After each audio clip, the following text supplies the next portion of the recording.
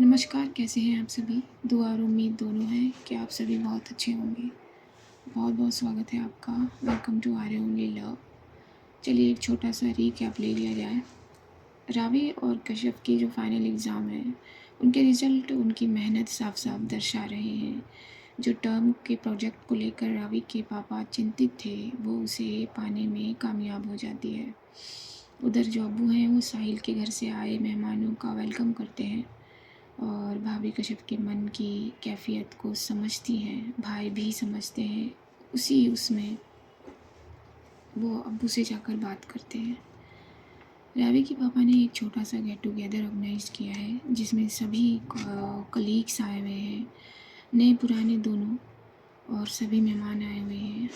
रावी ने डिसाइड किया है कि वो आज अपने पापा से वो सारी बातें कह देगी, अपने दिल की बात कह देगी, वो किसे चाहती है, ये सब कह देगी। तो बस यही रीकैप है। तो चलिए आगे बढ़ा जाए। पार्टी में सभी लोग हैं, मगर रावी की जो नज़र है वो खाली है। बार बार वो एक शख्स को तलाश रही है, मगर उसे भी मालूम है कि वो यहाँ नहीं हो सकता। ये मालूम होने के बावजूद भी उसकी आंखें सिर्फ कश्यप को ढूंढ रही हैं। उसका दिल कहीं गुम है। काफ़ी लोग आए हुए हैं इस पार्टी में, और सभी जो है कॉन्ग्रेचुलेट कर रहे हैं रावी को। रावी उन सब का ग्रीटिंग एक्सेप्ट कर रही है और उनकी सराहना को कबूल कर रही है, एक बनावटी स्माइल लेकर अपने चेहरे पर। और शिवी और उसकी फैमिली भी यहाँ मौजूद है। क्या हुआ? कश्यप की याद आ रही है? जो मुंह बनाया हुआ है तूने? शिवी ने रावी के चेहरे की तरफ देखकर उसकी उदासी को भांप कर पूछा। बहुत। उसके बगैर मेरी हर खुशी अधूरी है। अपने चेहरे को शिवी की तरफ मोड़कर अपने होठों के धनुष को नीचे कर लिया रावी ने।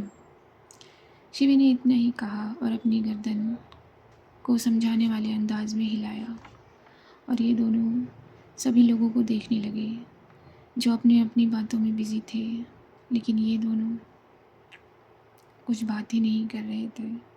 तभी शिवी ने रावी का हाथ पकड़ा और कहा, चल कमरे में चलते हैं यार, यहाँ क्या करेंगे हम दोनों।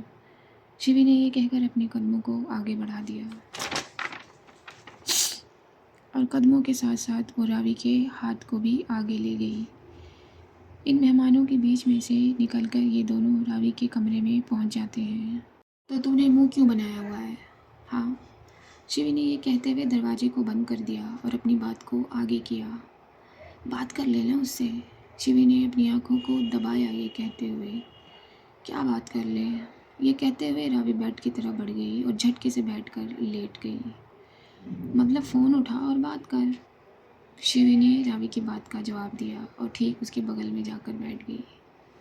अरे, सुबह उसका मैसेज आया था, और रही बात कॉल की तो वो कर लेती है कॉल। मैं आगे से करके उसे किसी परेशानी में नहीं डालती यार। ये कहकर रावी अपने पेट के बल घूम जाती है और अपनी उदास आँखों से शिवी की तरफ देखती है, जो इसे ही देख रही है। वाह! अपनी भौं को ऊपर चढ़ाकर शिवी ने कहा। तभी रावी के सेल फोन पर रिंग हुई। फ़ोन देखते ही उसका चेहरा खिल गया। जो उसकी आंखों में उदासी थी वो गायब हो गई। लो, आ गया बूस्टर, पावर बूस्टर। शिवी ने फ़ोन की तरफ जल्दी से बढ़ती हुई रावी को देखकर कहा, कितना टाइम लगा दिया काजू, मैं कब से वेट कर रही थी।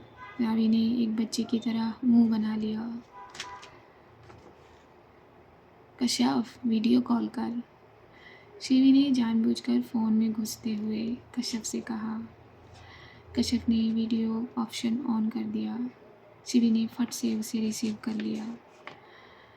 कॉल फ्लैश होते ही जब ये दोनों एक दूसरे को अपनी अपनी मोबाइल स्क्रीन पर देखते हैं तो देखते रहते हैं, सिर्फ एक दूसरे की नज़रों को कई देर तक देखते हैं। मैं भी तो हूँ यहाँ, मुझे भी तो देखो। शिवी ज़बरदस्ती कैमरे के फ्रेम में घुसते हुए कश्यप से कहती है। देखा है हमने आपको। कैसी हैं आप? कश्यप ने धीमी आवाज़ से शिवी से पूछा। रावी की नज़रें सिर्फ कशिफ को देख रही थी, जैसे न जाने कितने दिनों बाद उसे उसका दीदार हुआ होगा। उसका दिल ये चाह रहा था कि वो उसे जाकर अपने सीने से लगा ले, लेकिन ये नामुमकिन लग रहा था। हाँ, तो मुझसे भी तो बात कर, शिवी ने कश्यप से कहा। जी, आप कैसे हो? मैं ठीक हूँ। तो इसे देख, इसने कैसा मुंह बनाया हुआ है। सुबह से ऐसे मुंह लटका के घूम रही है। इसका मुंह थोड़ा ठीक करना, मुझे अच्छे नहीं लगता इसका मुंह ऐसा। शिवी ने कश्यप से कहा। रावी ने ये सुनकर उसे कैमरे के फ्रेम से धकेल कर बाहर कर दिया और अपना चेहरा लाल सा भरी एक्सप्रेशन से, बेबसी के भाव से उतार लिया। और उसका ये चेहरा देखकर कश्यप को उस पर बहुत प्यार आया। उसका मन भी हुआ कि वो जाकर उसे अपने सीने से लगा ले, लेकिन ये हो नहीं सक रहा था। अभी इन्हें और जंग लड़नी थी, अभी इन्हें और कदम आगे बढ़ने थे, या फिर क्या। तू ठीक है ना? रावी ने अपनी चुप्पी तोड़ते हुए कश्यप से पूछा। हाँ, हम ठीक हैं। आप ठीक हो? हाँ। रावी ने सिर्फ अपनी गर्दन को हिला दिया। शिवी फिर से कैमरे के फ्रेम में आ गई। तुझे पता है बाहर इतने मेहमान आए हुए हैं, इतना इसको कॉन्ग्रेचुलेट कर रहे हैं, बट इसके चेहरे पे सिर्फ एक फेक स्माइल के अलावा कुछ नहीं आ रहा। कश्यप, क्या ये पॉसिबल नहीं है कि तू थोड़ी देर के लिए आ जाए? शिवी ने जैसे रावी के दिल की बात कह दी हो। ये सुनकर कश्यप ने अपना चेहरा नीचे की तरफ झुका लिया। रावी उसकी बेबसी को भाप गई। रहने देना, क्यों परेशान करती रहती उसे, चल दूर जा। रावी ने फिर से एक बार शिवी को धकेल दिया। सही है भाई, तुम दोनों जब मिलते हो मुझे ही किनारे कर देते हो। बेटा मैं ही काम आने वाली हूँ तुम दोनों के, याद रखना मेरी बात। हाँ हाँ ठीक है, जाओ अभी, बात करने दे मुझे। ठीक है कर ले। शिवी अपना फ़ोन उठाकर खिड़की वाली कुर्सी की तरफ बढ़ जाती है और खिड़की का पर्दा खोलकर कुर्सी पे बैठकर कुछ अपने मोबाइल में तो कभी कुछ रावी के लैपटॉप में करने लगती है और अपने रावी के हेडफोन निकाल कर वो अपने कानों पर लगा लेती है। झूठ, सब नाटक है इसका। रावी शिवी से नज़र हटाकर वापस सेल फ़ोन में करती है और अपनी गर्दन और अपने चेहरे से इशारे में कश्यप से पूछती है क्या हुआ। कश्यप भी अपनी गर्दन को ना में हिलाकर मना कर देती है, कुछ नहीं हुआ। रावी अब समझ रही है कि कश्यप बहुत उदास है, उसे मिल नहीं पा रही, अपनी बातें कह नहीं पा रही और न जाने उसके घर में क्या चल रहा होगा। रावी ये सवाल करके कश्यप को परेशान नहीं करना चाहती थी, इसीलिए वो कश्यप से ज़्यादा सवाल नहीं करती थी। उसे मालूम था कश्यप उसकी है और जहाँ तक पॉसिबल होगा कश्यप उसके साथ हमेशा खड़ी रहेगी, और जहाँ उसे ऐसा लगने लगेगा कि उससे हो नहीं रहा वो रावी से बता देगी। रावी को अपने प्यार पर इतना एतबार था। रावी ने थोड़ा सा मूड चेंज करने के लिए अपने गाल को लेफ़्ट साइड की तरफ मोड़ लिया और राइट वाले गाल को स्क्रीन के आगे किया। उसका इसरार था कि कश्यप उसके गाल पर किस करे। कश्यप बाखूबी उसके इसरार को भांप जाती है और वो अपने होठों के इशारे से एक किस इसे भेजती है, जैसे कि मोबाइल के द्वारा किस इसके गाल पर आकर चिपक गया हो, इसे वैसे ही फील होता है। वो खुश हो जाती है, प्रफुल्लित हो जाती है और अपना लेफ़्ट वाला गाल अब मोबाइल स्क्रीन के सामने करती है। कश्यप वही चीज़ दोहराती है। इस बार रावी ने अपना चिन्ह सामने किया, कश्यप ने अपना रूटीन दोहरा दिया। रावी ने अपने होठों को सामने करते हुए अपने होठों को गोल कर लिया। कश्यप ये देखकर खुश हुई। उसको भी वही भाव फील हुआ जो सामने वीडियो कॉल पर रावी को हो रहा है, लेकिन उसकी आंखें गीली हो गई ये सोचकर कि मैं अपनी मोहब्बत को क्या किस भी नहीं कर सकती। उसकी आंखें में से पानी निकले इससे पहले। ओए, क्या हुआ? मैंने होठों को आगे किया, टिश्यू पेपर आगे नहीं किया। रावी ने बात को बदल दिया और उसकी ये बेतुकी बातें सुनकर कश्यप के होंठ मुस्कुरा दिए। नहीं, हमें ऐसे नहीं करना। अच्छा, तो फिर कैसे करना है? अपनी भवों को ऊपर चढ़ाते हुए रावी ने पूछा। हमें ये सच में चाहिए। ओके, अच्छा हाँ, मैं समझ गई।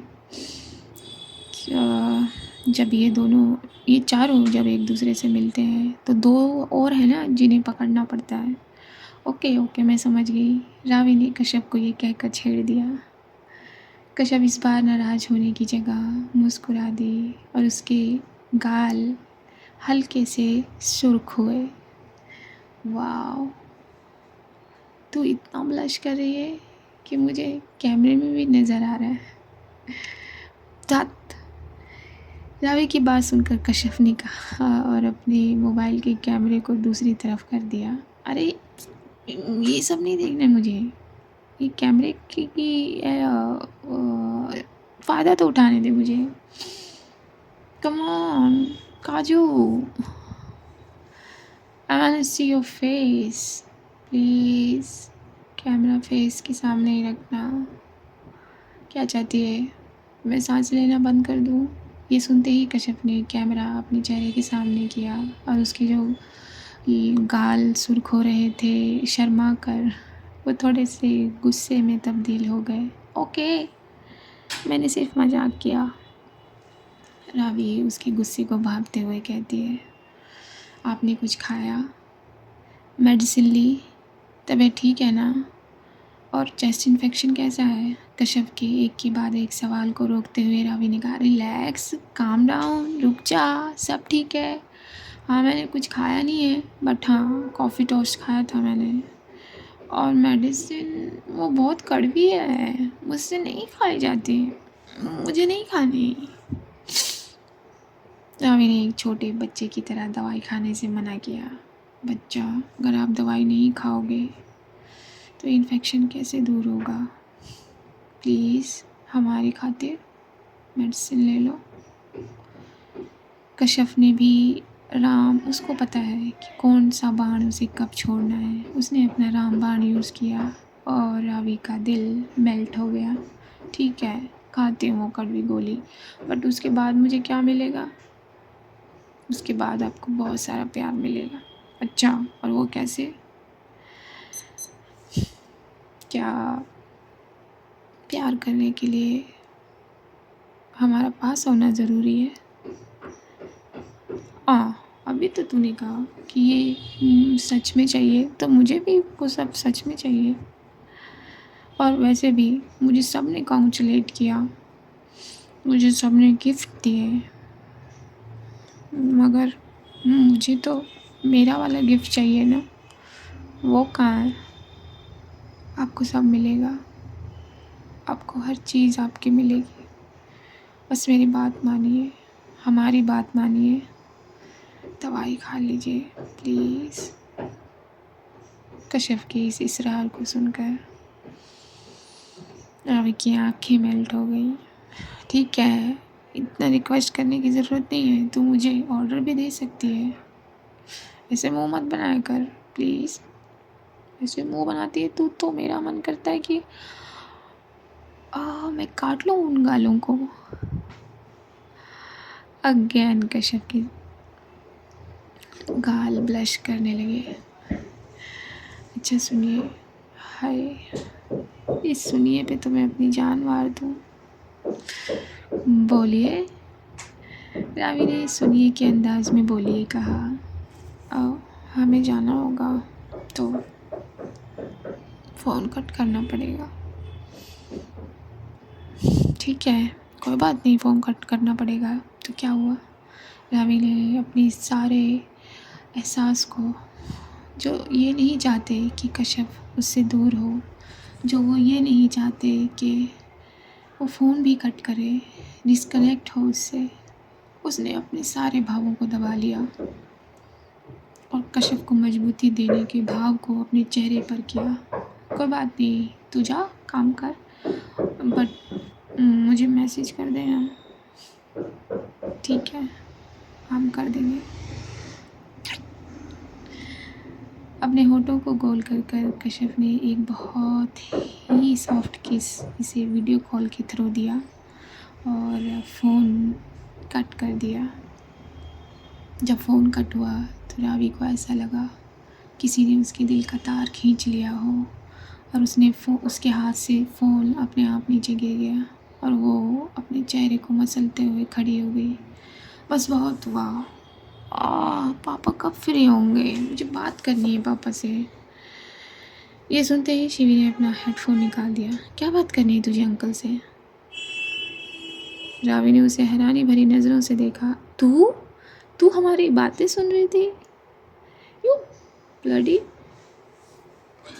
Okay control. मैं क्या करूँ, ये हेडफोन कनेक्ट ही नहीं हुआ, मैं क्या करती। सॉरी, हाँ मैंने सुन लिया। वैसे भी तुम लोग कौन सी अडल्ट बातें कर रहे थे, लेकिन तू ये बता अंकल से क्या बात करनी है?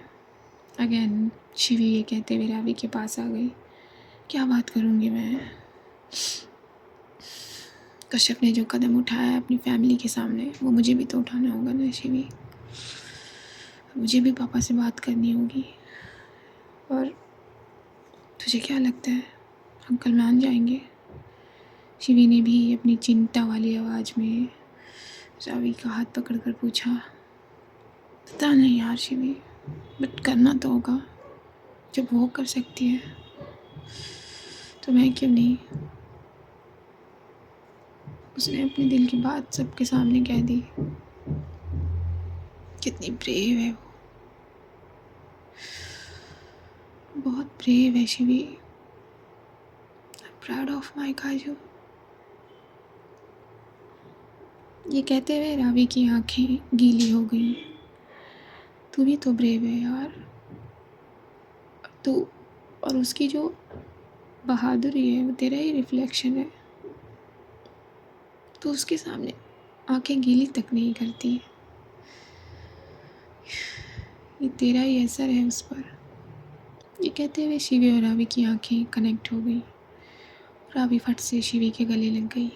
शिवी ने उसे कंसोल किया, उसके बैग को सहलाया, उसको तसल्ली दी और कहा, I am proud of you my Ravi, मैं तेरे साथ हमेशा खड़ी रहूँगी। और अंकल माने या ना माने, उन्हें मानना होगा। हाँ, पापा को मानना होगा। रिलैक्स, रो मत यार। तू जानती है तू जब रोती है तो मेरे सेल्स काम करना बंद कर देते हैं। तो काम डाउन, काम डाउन। उधर पार्टी में सारे मेहमान अपना अपना जो भी है खाना पीना करके एक एक होकर विदा लेने लगते हैं। कुछ लोग हैं जो बहुत करीबी हैं, जिनकी पोजीशन बहुत अच्छी है, तो पापा ने उन्हें होल्ड किया हुआ है रावी से मिलवाने के लिए। तभी एक सर्वेंट आता है रावी को बुलाने। रावी उसके साथ बाहर पार्टी हॉल में आ जाती है और फिर पापा उसे सबसे इंट्रोड्यूस कराते हैं। पापा आफ्टर ऑल पापा हैं। वो उसकी गीली आंखें जो लाल हो गई हैं। न जाने रावी कितना रोती है, अकेले रोती है इसलिए किसी को पता नहीं चलता, लेकिन रोई हुई आंखें अपने पहचान लेते हैं। पापा उसकी आंखों को ध्यान से देखते हैं, लेकिन अभी लोग हैं इसलिए उससे कोई सवाल नहीं करते। सभी लोगों से इंट्रोड्यूस कर लेने के बाद, बातें कर लेने के बाद ये लोग भी यहाँ से रुखसती ले लेते हैं। उसके बाद जो घर के मेंबर हैं शिवी की फैमिली है, शिवी के फादर एंड मदर और रावी के पापा और मम्मी से बात करते हैं। वो काफ़ी करीबी दोस्त हैं। वो भी अलविदा लेने लगते हैं जाने के लिए। शिवी भी उनके साथ जाती है। शिवी रावी से कह कर जाती है, मुझे प्लीज़ कॉल करना या मिस कॉल दे देना। लेकिन वो रावी से पूछती है क्या मैं रुकूं, लेकिन रावी उसे जाने के लिए कह देती है। अब आई है बारी इन लोगों की फैमिली की। सामने मम्मी पापा सोफ़े पर बैठे हैं जो बहुत खुश हैं। रावी इस बार पहली बार है जो मम्मी के सामने बैठी हुई है। अनिमा कुछ लेकर इनके पास आती हैं। अनिमा प्लीज़ बैठिए ना। रावी अपनी गर्दन ऊंची करके अनिमा से कहती है। अनिमा को शायद अंदाज़ा लग जाता है कि रावी कोई बात करेगी। वो रावी के बगल वाली सोफ़े पर, जो सिंगल सोफ़ा है, उस पर बैठ जाती हैं। पापा। हाँ बेटा, मुझे आपसे बात करनी है। रावी ने अपनी झिझक को खोलते हुए अपने पापा से कहा। हाँ बेटा बोलो, मुझे भी बात करनी है। क्या हुआ है, आँखें इतनी रेड क्यों हैं? ठीक है बेटा, तो तबीयत तो ठीक है? हाँ पापा, तबीयत ठीक है, बस मुझे आपसे कुछ बात करनी है। हाँ हाँ, क्या हुआ बच्चा? वो अपनी बात कहने में हल्का सा झिझकती है रावी। क्या हुआ बेटा, आप बिना झिझक के बोल सकते हो। इस बार अपने लफ्ज़ों को आवाज़ मम्मी ने दी। रावी ने मम्मी की तरफ देखा, मगर उसने इस बार कोई विरोध नहीं किया, डिसरिस्पेक्ट नहीं की और अपनी नज़रों को उसी डायरेक्शन में पापा पे रख दिया। तो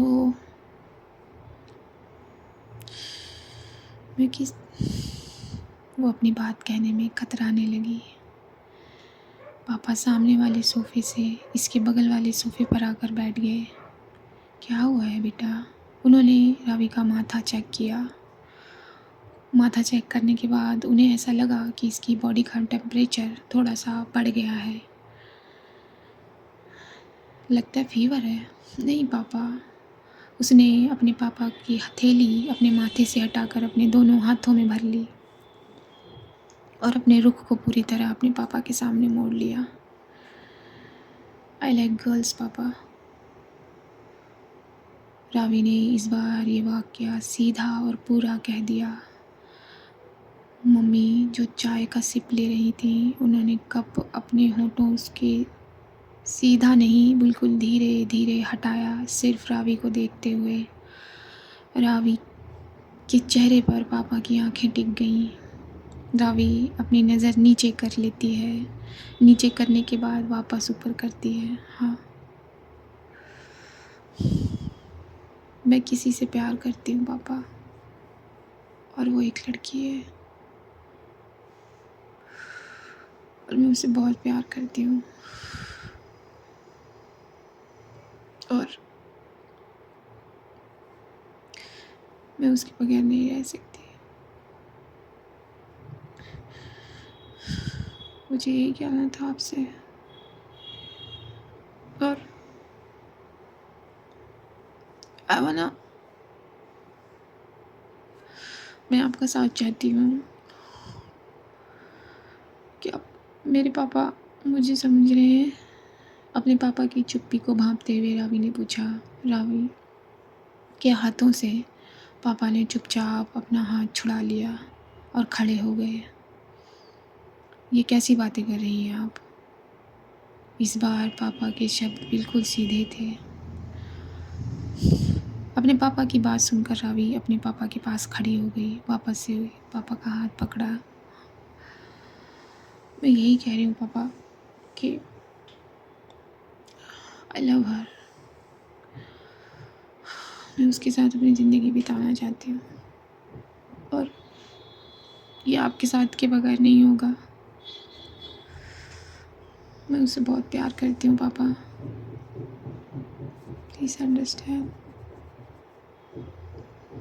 प्लीज़ पापा, मेरी बात को समझो। अब कुछ बोलिए प्लीज़। अपने पापा की चुप्पी रावी से बर्दाश्त नहीं हो रही। उसने ये एक्सेप्ट नहीं किया था कि पापा उसकी बात सुनकर चुप हो जाएंगे। मम्मी अपनी चाय का कप जो है वो टेबल पर रख देती हैं और सकबकाए सिर्फ रावी के फादर और रावी को देखती हैं। उन्हें कुछ समझ नहीं आता। रावी की मम्मी एक बहुत एजुकेटेड वुमन है, स्ट्रॉन्ग वुमन है, इंडिपेंडेंट है, लेकिन फिर भी वो सकबका गई हैं ये सुनकर कि रावी एक लड़की से प्यार करती है। इसकी मोहब्बत अलग है, इसका प्यार अलग है। रावी फिर से कहती है, पापा आप can you understand my feeling. मैं और किसी से कोई उम्मीद नहीं रख सकती सिवाय आपके। क्या आप समझ रहे हो पापा? प्लीज़ कुछ बोलो ना, प्लीज़। ये कहते हुए रावी रोने लगती है और अपने पापा का हाथ पकड़ लेती है। उसे रोता देख उसकी मम्मी की दिल बेचैन हो जाता है। उन्होंने कभी रावी को ऐसे नहीं देखा है। रावी के साथ उनके पल बहुत कम है क्योंकि वो एक इंडिपेंडेंट, जैसा है कि मैंने कहा, वो बेचैन होकर खड़ी हो जाती है। लेकिन उनकी इतनी हिम्मत नहीं होती कि वो रावी के पास आए। ये नहीं हो सकता। आपको समझ आ रहा है कि आप क्या बोल रही हैं? आप अभी अभी आपने देखा कि आप एक टर्म्स की मालकिन हो गई हैं, ऑनर हो गई हैं। नया नया हमारा टर्म स्टार्ट हुआ है। चले मान लीजिए ये टर्म्स नए को छोड़ दो, पुराने को पकड़ो। हमारे बहुत दूर तक बहुत बड़े कनेक्शन हैं और आप ये बात कह रही हैं तो उन सब से क्या फ़र्क पड़ने वाला है पापा? क्या आप उन सब का ज़्यादा हुआ है?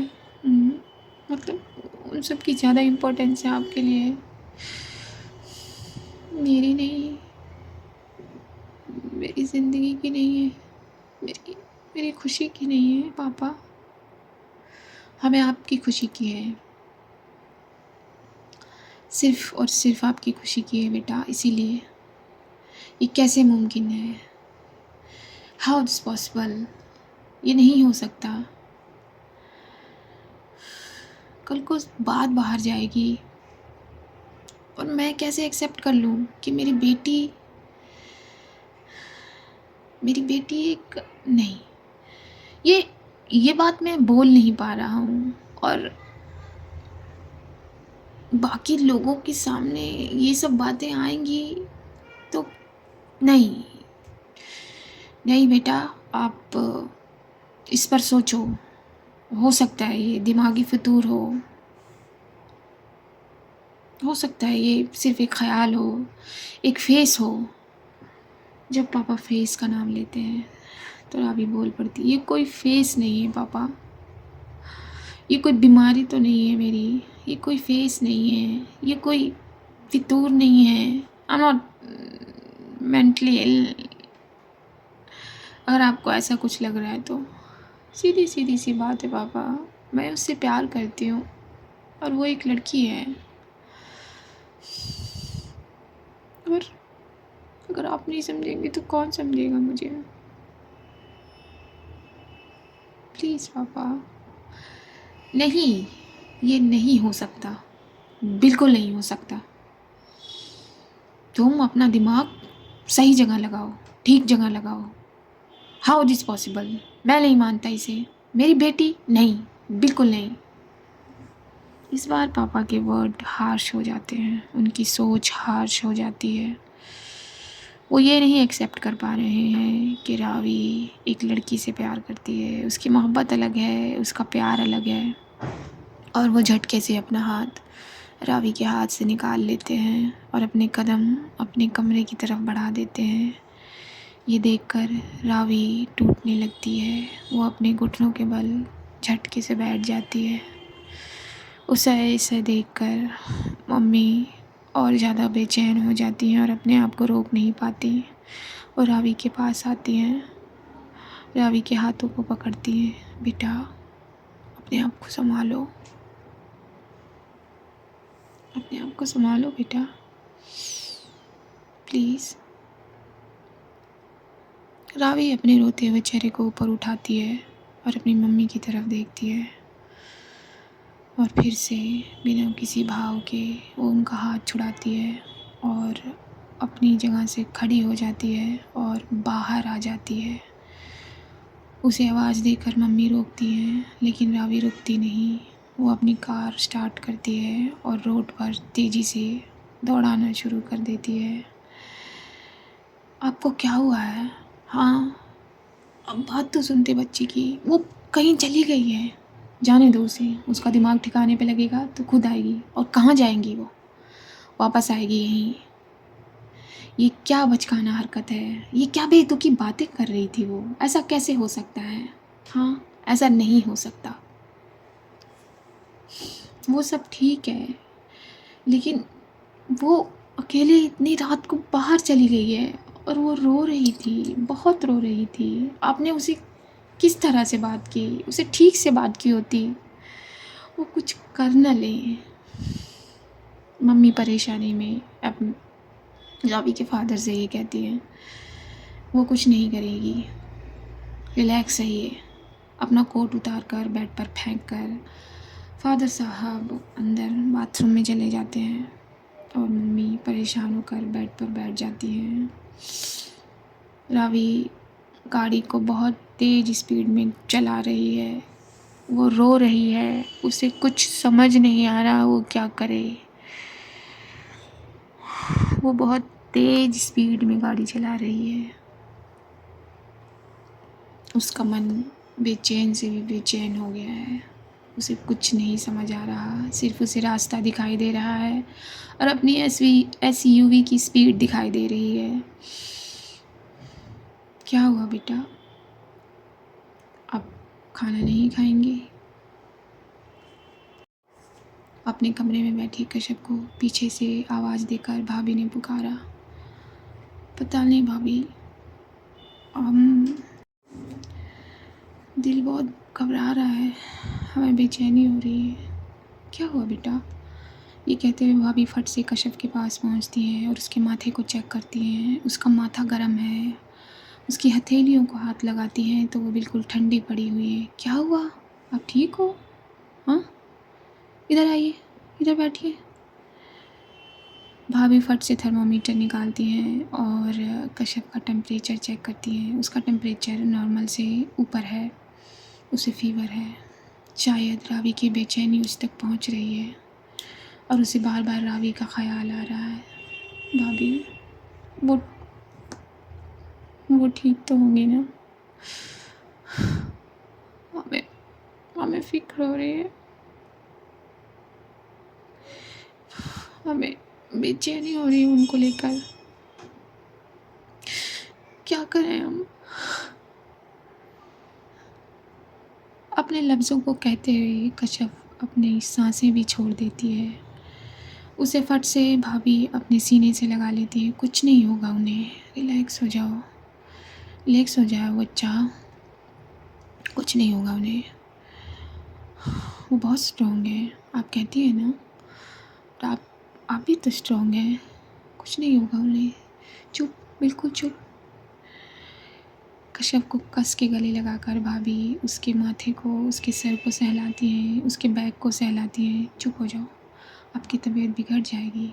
आप खाना नहीं ठीक से खा रही हैं, आप न ख्याल नहीं रख रही हैं, कैसे चलेगा ऐसे? हाँ, क्या लड़ाई लड़ने वाले अपने आप को ऐसे छोड़ देते हैं? क्या जंग लड़ने वाले प्रोटीन फूड नहीं लेते? कश्यप को अपनी बाहों में भरे ही भाभी ने उसे समझाने की कोशिश की, मगर भाभी, रिलैक्स बच्चा, रिलैक्स, रिलैक्स हो जाओ, रिलैक्स हो जाओ। ये कहते हुए भाभी ने कश्यप का चेहरा अपने दोनों हाथों में भरा और उसके आंसुओं को पोंछ दिया। कुछ नहीं होगा उन्हें। चलिए उठिए, खाना खाइए और दवाई लीजिए। चलिए, अभी हम आपको फीवर के लिए देते हैं, फिर डॉक्टर के पास चलते हैं। सुबह डॉक्टर के पास चलेंगे। हमें कहीं नहीं जाना मेरा बच्चा, आपको आगे बढ़ना है, आगे पढ़ना है, अपनी जंग लड़नी है। तो क्या इस बॉडी से लड़ेंगी? हाँ, नहीं ना। चलिए। कश्यप को कैसे न कैसे उसकी भाभी ले जाती है बाहर, और उसका चेहरा, कश्यप की बेचैनी ना चाहते हुए भी बढ़ती चली जा रही है। वहाँ रावी एक जगह आकर वो गाड़ी रोक देती है, क्योंकि उसके माइंड सेल्स अब काम नहीं कर रहे हैं। उसके ब्रेन में सिर्फ दो लोगों की बातें गूंज रही हैं, जैसे जैसे उसके कानों में किसी ने एक चिप सेट कर दिया हो। एक कश्यप के फादर की बातों का और एक उसके फादर की बातों का। एक कान में कश्यप के पापा ये कहते हैं, नहीं, ये नहीं होगा, इसे क्या ये सोसाइटी एक्सेप्ट करेगी? नहीं होगा। तो दूसरे कान में उसके खुद के पापा की आवाज़ आती है, नहीं, मेरी बेटी ऐसी नहीं हो सकती। जब बाहर आएगी बात तो क्या होगा? मैं खुद इसे एक्सेप्ट नहीं कर पा रहा हूँ। एक के बाद एक सेंटेंस, एक के बाद एक वाक्य जिस तरह उसके दिमाग और कानों में गूंजते हैं, ऐसा लगता है उसे किसी ऑडी में बिठाकर उसे इको साउंड के अंदर घेर लिया हो। वो कार आगे ड्राइव नहीं कर पाती और एक जगह जाकर रोक देती है। रोकने के बाद वो कार से बाहर आती है। वो एक बहुत ऐसी जगह है जहाँ ज़्यादा लोग नहीं हैं। वो थोड़ी दूर जाकर एकांत ढूंढती है, चिल्लाना चाहती है मगर नहीं कर पाती। वो इन्हीं सब बेबसी में अपनी आँखों में आंसू लिए, अपने दिल में बेचैन उमड़ते तूफ़ानों के साथ, इन आवाज़ों के साथ, ये कि क्या कश्यप के फादर की वो बात कि क्या तुम्हारे फादर, तुम्हारी फैमिली अगर तुम्हें ये एक्सेप्ट करने से मना कर देगी, मेरी बेटी को एक्सेप्ट करने से मना कर देगी, तो क्या तुम अपना घर छोड़ दोगी? और अगर तुम अपना घर छोड़ देती हो तो क्या,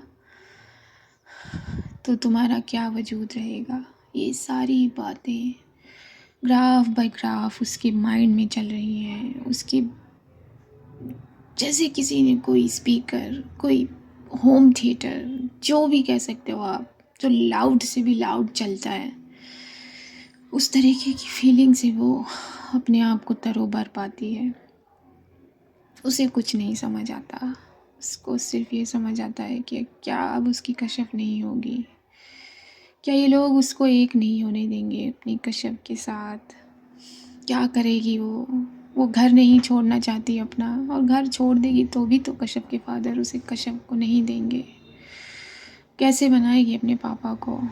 इतनी बेबसी, इतनी बेचैनी कि उसकी बेबसी और उसकी बेचैनी का एहसास कश्यप को बखूबी होने लगता है। वो खाना खाने बैठती तो है मगर उसके हलक से निवाला नीचे नहीं उतर रहा। उसके भाई उसे देख रहे हैं, उनके भाई की बेचैनी उसे देखकर बढ़ रही है, भाभी की बेचैनी बढ़ रही है। ऐसा नहीं है कि अब्बू परेशान नहीं है उसे देखकर, अम्मी परेशान नहीं है उसे देखकर, लेकिन वो दोनों इस सोसाइटी की जंजीरों को तोड़ना नहीं चाहते।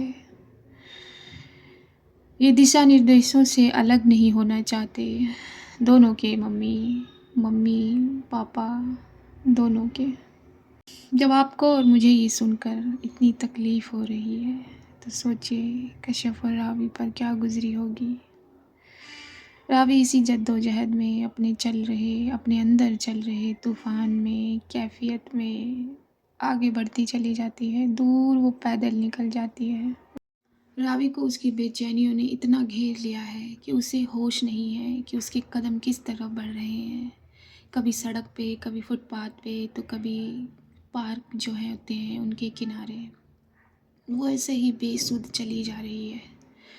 उसे कुछ समझ नहीं आ रहा वो करे क्या, किस तरफ कदम बढ़ाए कि उसको उसकी मंजिल मिल जाए। कुछ उसे समझ नहीं आ रहा।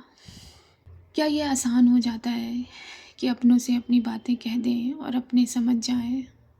घरों की तो दूर की बात है, अपने खुद के खून के रिश्ते आपसे गैरों वाला क्या कहते बिहेव करने लगते हैं, व्यवहार करने लगते हैं, तो हम गैरों से क्या उम्मीद रख सकते हैं।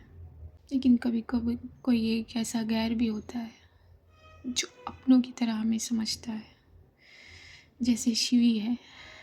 कहने को वो खूनी रिश्ता नहीं है, भाभी जो है अभी कितना ही वक्त हुआ है उन्हें कश्यप के पास आए, लेकिन वो कश्यप की कैफियत को, कश्यप की बेचैनी को, कश्यप के हाल को बहुत अच्छे से समझ रही हैं, बहुत अच्छे से। और उनकी मम्मी, उनकी अम्मी जो कश्यप अपनी अम्मी से जन्मी है, अम्मी नहीं समझ रही, उन्हें सिर्फ सोसाइटी के दिशा निर्देश नज़र आ रहे हैं।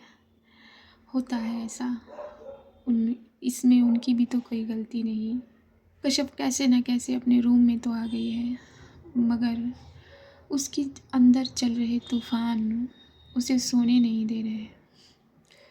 उसकी नींद को जैसे हर लिया है, अपहरण कर लिया है उसकी नींद का, उसकी उसकी चैन का अपहरण। वो कई दिनों से बेचैन है। इसी बेचैनी में उसने अपने एग्ज़ाम दिए, इसी बेचैनी में वो एग्ज़ाम में अच्छा स्कोर कर पाई, लेकिन आज की बेचैनी उसे अंदर तक हिला रही है और उसका ध्यान सिर्फ और सिर्फ अपनी रावी पर जा रहा है। उधर रावी बेसुध है। वक्त आगे चल रहा है, पहर आगे निकल गया है। रावी की मम्मी जो है वो बेचैन हो गई, बिकॉज अनीमा उनसे बार बार कह रही हैं कि बच्ची अभी आई नहीं है, वो कहाँ है। उसका वो अपना फ़ोन भी अपने रूम में छोड़कर चली गई है, उसका फ़ोन नहीं लग रहा। कश्यप ने न जाने कितने कॉल किए हैं रावी को, वो उसे मैसेज करती है, उसका कोई रिप्लाई नहीं आता, कॉल का कोई रिप्लाई नहीं आता। उसकी बेचैनी को और बढ़ा जाता है। उसकी सांसों के तेज़ चलने की रफ्तार और तेज़ हो जाती है। रावी की मम्मी उसके फादर से जाकर 10 बार कहती है, बच्ची घर नहीं आई, मुझे मुझे चिंता हो रही है, मुझे टेंशन हो रही है, हमें चलना चाहिए, कहाँ चली गई है। बट उसके फादर का यही कहना है कि रावी वापस आ जाएगी, वो कहीं नहीं गई है। मगर फादर तो फादर होते हैं, उनकी नींद भी उड़ गई है। रोड पे चलते चलते रावी को कुछ एहसास नहीं है, उसके पीछे से आ रही गाड़ियों की रफ्तार का कोई एहसास नहीं है। वो दे रही हॉर्न जो दे रहे हैं वो जैसे उसे सुनाई ही नहीं दे रहा है। तभी वो होता है जो नहीं होना चाहिए था। पीछे से आ रही एक तेज रफ्तार बाइक उसे हिट कर जाती है। रावी को वो जैसे ही हिट करती है, रावी उसी वक्त बेहोश हो जाती है। वहाँ 4-5 लोग हैं जो फट से इसके पास आ जाते हैं, ये चिल्लाते हुए कि इस बाइक वाले ने इसको धकेल दिया, इसको मार दिया। और वो बाइक वाला जो पहले से ही तेज़ रफ्तार में था, वो अपनी रफ्तार और तेज़ बढ़ाकर यहाँ से निकल जाता है। उसे ये एहसास हो जाता है कि ये तो गई और मैं फंस गया। वो अपने आप को निकाल कर यहाँ से दूर चला जाता है। ये जो 4 लोग हैं ये आपस में बातें करने लगते हैं कि लड़की, उसके सर से ब्लड आना शुरू हो जाता है, उसका सर ज़्यादा इफ़ेक्ट हो गया है पत्थर से लगकर। उनमें से एक एम्बुलेंस को फ़ोन करता है तो दूसरा कहता है एम्बुलेंस को आने में बहुत वक्त लगेगा, ये तो खून इतना बह रहा है इसका, कहीं ये मर न जाए। तीसरे वाले ने आवाज़ दी, मर जाती है तो मर जाए, हम क्या कर सकते हैं इसमें, हम तो ये इतनी ही मदद कर सकते हैं कि एम्बुलेंस को बुला सकते हैं। अबे यार कैसी बातें कर रहे हो, लड़की बेहोश है, उसको खून है, उसको ज़ख्म है, उसको चोट है, एटलीस्ट कुछ तो कोशिश करो। तभी वो कैसे न कैसे करके रास्ते से गुजरने वाली कार में से किसी एक कार को रोक देते हैं और वो मदद करने के लिए तैयार हो जाता है। जैसे 4 लोग यहाँ इकट्ठे हुए थे वैसे ही और इकट्ठे हो जाते हैं, गाड़ियाँ रुक जाती हैं और वो कार वाला फटाफट से रावी को अपनी कार में बिठाकर नज़दीकी अस्पताल तक पहुंच जाते हैं। अस्पताल में उनसे यही सवाल होता है, ये तुम्हें कहाँ मिली, ये वो फलाना ठिकाना। उनमें से एक जो होता है वो एक पढ़ा लिखा ज़िम्मेदार इंसान होता है और वो कहता है आप पहले इनको इनिशियल ट्रीटमेंट तो दीजिए, पुलिस बुलाइए चाहे कुछ भी करिए, हमें ये रास्ते में मिली थी, हम यहाँ ले आए। आप इनका इनिशियली ट्रीटमेंट शुरू कीजिए, जल्दी कीजिए, ब्लीडिंग बहुत हो चुकी है। वहाँ जो भी फर्स्ट अटेम्प्ट स्टाफ होता है वो उसे हैंडल करता है, हैंडल करके वो अंदर ले जाया जाता है रावी को। रावी को शायद गहरी चोट आ गई है और उसकी चोट का, उसकी जिस तरह उसकी बेचैनी का एहसास कश्यप को बाखूबी हो रहा था, उसकी चोट का भी शायद एक पॉइंट पर आकर उसका दिल इतनी तेज़ धड़कता है कि वो रुक जाना मांगता है, लेकिन रुकता नहीं है। वो अपनी भाभी के पास धीरे से जाती है। भाभी, रावी फ़ोन नहीं उठा रही है। अच्छा बेटा रुको, मुझे बात बताओगी, कुछ बात हुई थी क्या? हाँ, उन्होंने कहा था आज वो अपने पापा से बात करेंगे। ये सुनकर भाभी थोड़ा सा चुप हो जाती हैं, खामोश हो जाती हैं, फिर कहती हैं कोई बात नहीं बच्चा, जिस तरह आप यहाँ जंग लड़ रही हैं हो सकता है उनकी जंग भी इसी तरीके की हो, सिमिलर हो। हाँ, रिलैक्स करो बच्चा, वो कॉल कर लेंगी आपको। मगर कश्यप का दिल फिर भी नहीं मानता। वो कैसे न कैसे अपने रूम में तो चली जाती है और ये पहर आगे चलने लगते हैं। हॉस्पिटल में पुलिस को बुलाया जाता है। पुलिस वहाँ खड़े 4 लोग जो सबसे पहले थे उनसे पूछताछ करती है। पूछताछ कर लेने के बाद वो इस नतीजे पर पहुंचती हैं कि अकेले रोड पर चल रही थी, अकेले कैसे आई, कहाँ आई। तभी ये जब अपनी तफ्तीश में निकलते हैं, पुलिस इतनी जल्दी तफ्तीश करती नहीं है, ये तो ताश के पत्तों की तरह है जो अपना नंबर बदलती रहती है। ये पुलिस कुछ ज़्यादा करती नहीं है, अब कश्यप करती है। कश्यप जो है वो शिवी को फ़ोन कर देती है। क्या रावी फ़ोन नहीं उठा रही? अच्छा ठीक है, तो फ़ोन रख, मैं देखती हूँ। अपनी नींद से उठते हुए एक झटके में उसकी नींद उससे अलग हो गई। शिवी ने फट से रावी का फ़ोन मिलाया, बट रावी का फ़ोन नहीं लगा। शिवी ने वापस से मिलाया, फिर से लगा तो मगर उसका कोई रिसीविंग नहीं हुई। उसने बिना सोचे समझे घर के फ़ोन पर मिलाया। घर के फ़ोन से एनिमा ने फ़ोन उठाया। एनिमा ने उसे बताया, oh my God Ravi, Ravi तू कहाँ चली गई है? ठीक है एनिमा, मैं बात करती हूँ आपसे। शिवी का दिल भी तेज़ धड़कने लगा। उसने अपनी कार की चाबी उठाई और नीचे की तरफ बढ़ गई। धीरे से अपने घर का गेट खोलकर वो अपनी कार लेकर निकल गई। वो उन्हीं रास्तों पर जाने लगी जिन रास्तों पर कुछ देर पहले रावी निकली थी। वो इधर उधर देखती हुई चलती है, सन्नाटे की सिवा उसे कुछ नहीं मिलता। कुछ देर जाकर, कुछ दूर जाकर, कुछ देर के बाद उसे मरून एसयूवी दिखाई देती है जो रावी की है। वो फट से अपनी कार वहाँ रोक देती है। अंदर जाकर देखती है तो रावी नहीं है। वो बेचैन होने लगती है, अपने कदम इधर उधर बढ़ाने लगती है, चाहती है कि कोई दिखे जिससे वो उसे पूछे, लेकिन वहाँ कोई नज़र नहीं आता। जिस तरह पैदल पैदल रावी बेसुध चल रही थी, उसी तरह शिवी भी उसे पागलों की तरह उतनी रात में अपनी फ़िक्र किए बगैर वो रावी को ढूंढने लगती है। कुछ देर पर जाकर 2 लोग मिलते हैं। वो उनसे पूछने लगती है। वो लोग भले हैं, उस तरीके के नहीं हैं कि रात को अकेली लड़की को पाकर कुछ करने चले हैं। उन्होंने उन दोनों से उसे पता लगता है, उन्होंने उसे सब बताया। उसे पता लगता है कि किस तरह एक लड़की को एक बाइक वाले ने मार कर भाग गया और उसे हॉस्पिटल ले गए। शिवी ने ये जानने की कोशिश की उन दोनों से कि कौन से हॉस्पिटल ले गए हैं, लेकिन उसे कुछ पता नहीं चला। उनमें से एक ने कहा कि वो बैठा है जो वहाँ ना, वो मतलब वो सबसे पहले गया था उसके पास, तो आप उससे पूछ लो। शिवी दौड़कर उस दूसरे तीसरे वाले आदमी के पास जाती है और अपनी आंखों में आंसू लिए उससे पूछती है। वो बताता है वो एक कार में लेकर गए हैं पास के नज़दीकी अस्पताल में। अच्छा, थैंक यू सो मच।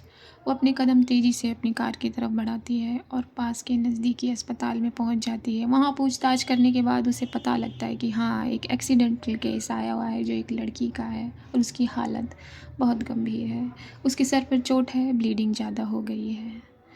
उसके पैर वहीं के वहीं जम जाते हैं और जिस चेयर पर वो झटके से बैठती है वो वहीं स्टक हो जाती है। उसका दिमाग बिल्कुल ब्लैंक हो जाता है। उसे समझ ही नहीं आता कि वो करे क्या।